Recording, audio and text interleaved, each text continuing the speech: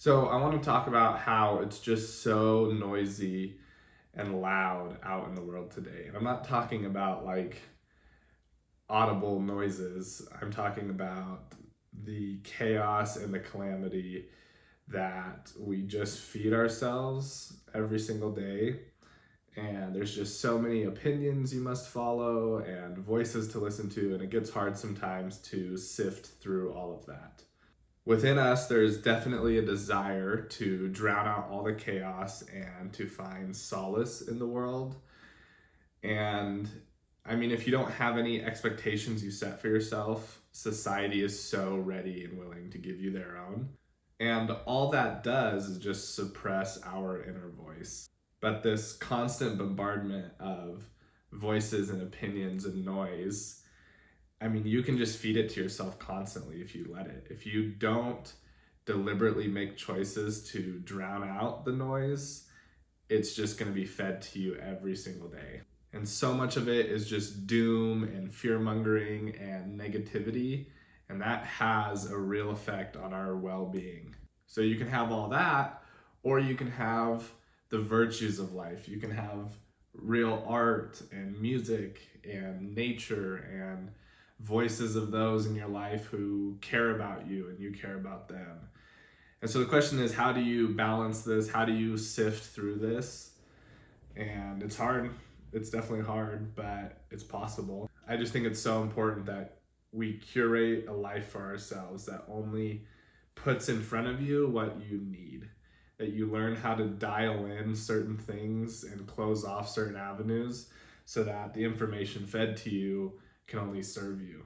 And I don't think this desire to want peace and solace is running away or retreating. It's a choice to have solitude and further our own introspection with ourselves. It's learning how to develop the ability to let our minds breathe. I think sometimes our brain needs a deeper breath than our lungs do. And so the goal isn't an escape from the world. I mean, yes, to an extent, we need to not be of the world, as I've discussed, but really it's like a deeper connection with the world and the universe. Because in solitude, in learning how to be still in life, you learn how to embrace more fully what truly matters. You have more courage to face fears, you have more resilience to adversity, you have a more willingness to be vulnerable. You become more ready and willing to take whatever the world's going to throw at you and embrace it all. And so even though the end result may be that you become more out of reach, you'll become more in touch with yourself and with those things in life and those voices and those opinions that are just going to increase the quality of living. And so the way I like to think of it is we have spigots in our lives, spigots of a million different things that you can open or close. I know for me, I've had spigots in the past that I leave wide open that I shouldn't. And I have some that are completely closed that should be wide open. And so I've learned to, completely remove certain spigots, or there's some that I keep closed until the weekend, or there's some where it's always on, but it's like a slow drip. And these spigots can be people or places or things you spend your time on. There's certain people that are just loud.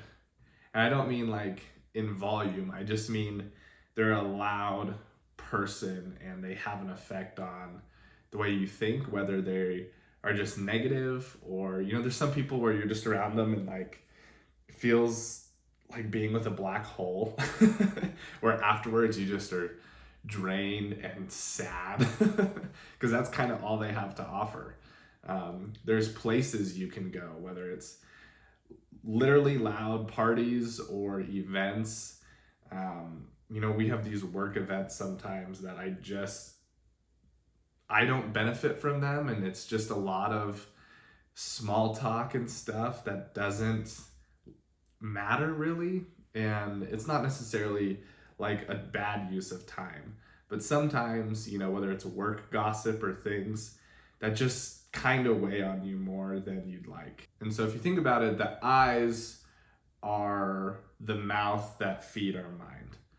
And whatever you let in is going to have a direct effect on your thoughts, which alters your actions, which changes behavior as time goes on.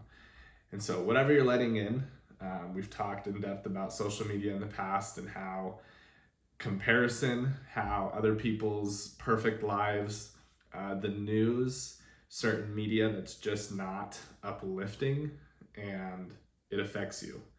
Subconsciously or consciously, directly or indirectly, you're seeing this, it's going directly into your brain, and it's going to alter you in some way or another. And so for me, trying to get like my screen time down has been super important, just so I'm further eliminating things that are outside of my control being put in front of me. I have my work set up here, and all I have on my laptop is work related stuff.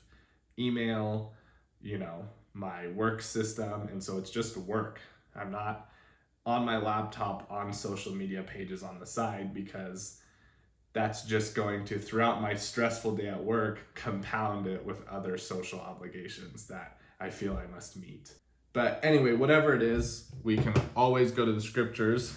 And so in Mark chapter 4, there's a famous story that gives us an answer on how to sift through the noise in the world. Verse 37 says, "And there arose a great storm of wind, and the waves beat into the ship so that it was now full." And 39 reads, "And he arose and rebuked the wind and said unto the sea, Peace, be still. And the wind ceased, and there was a great calm."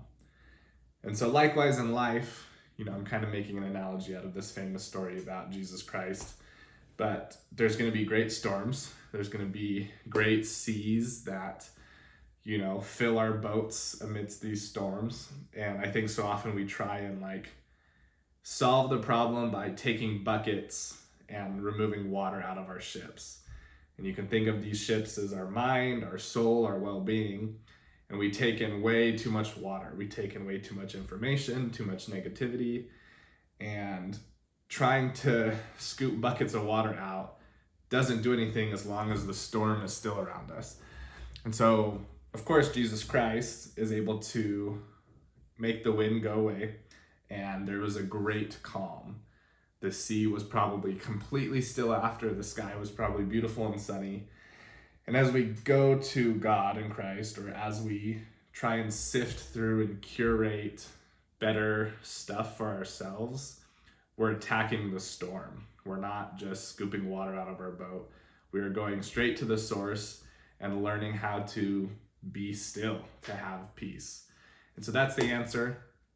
It's hard, but effort is important. It's important to not try and do all of this yourself. And what better source than a God who loves and cares about you? So that's the answer for today. Thank you so much. Later.